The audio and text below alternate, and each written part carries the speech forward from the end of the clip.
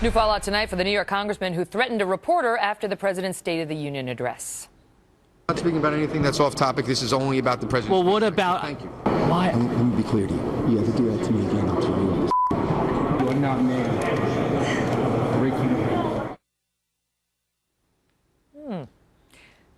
Well, now Republican Congressman Michael Grimm is saying he's sorry he lost his temper and his mother would not like it.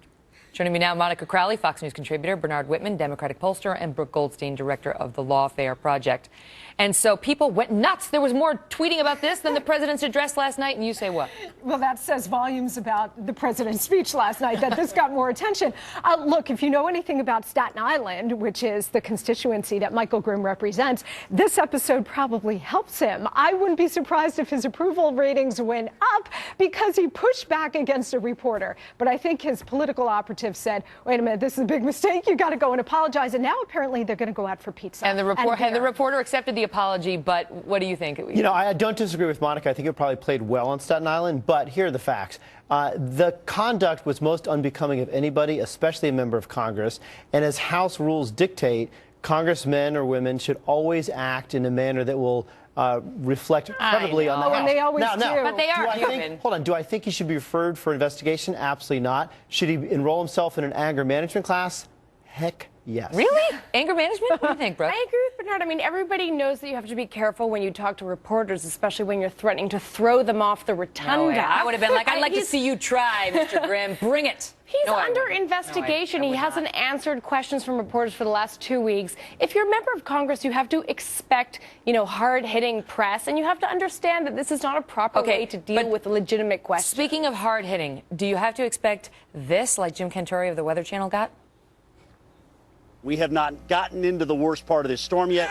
That is to come a little bit later on tonight. So obviously here at the College of Charleston, they're already having a good time. I say Jim Cantore is a rock star. I mean, he should. Jim Cantore for president. Right? That reaction because he didn't miss a beat. Right. He should and that guy was photobombing his live shot. Yes. So I can't say I blame him. He should teach self-defense because I'd take that class. It was like completely effortless, right? Just knee up in the groin. It reminded me of our own Mike Tobin when the women tried to kiss him and he was like, I don't think so. He knew exactly what to do right away without flinching. I mean, it was like Krav Maga. I don't know who that is. Israeli It's an Israeli self-defense. Oh, I see. I don't even know what that is. Badass. Okay, let's shift gears because on another network last night, there was some criticism of Cathy McMorris Rodgers, and criticism is fine, right? That's going to happen. But apparently this host sent out a tweet saying, oh, there she is, living room, lady on a settee, where's the needlepoint? Sort of making fun of her and the way she looked. And then today said, well, she made note of the fact that she has a child with Down syndrome and went on to talk about how the Affordable Care Act will take care of children with Down syndrome. Appropriate?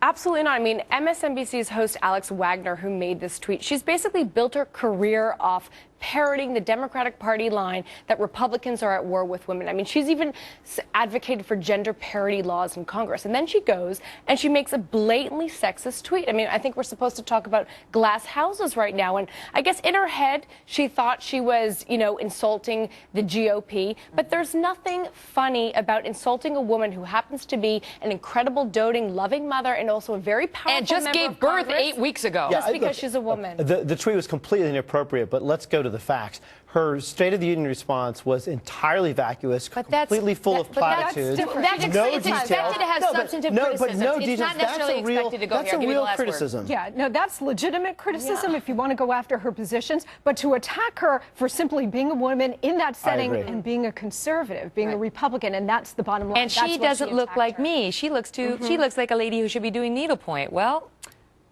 too bad. My mom does needlepoint. All right, coming up,